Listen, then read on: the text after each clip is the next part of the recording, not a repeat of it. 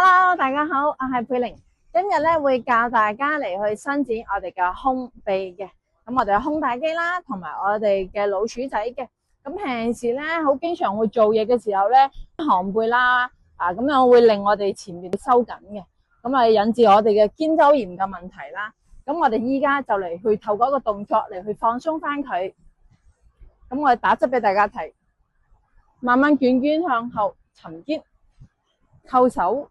吸啖氣，呼氣向下，再向上。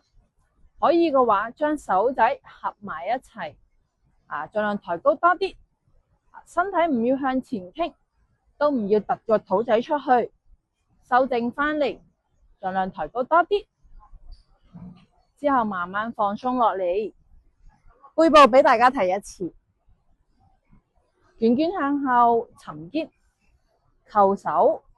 再吸啖氣，呼氣向下，再向上，唔好咬腰，停留15到20秒，之後慢慢放鬆落嚟，再解開。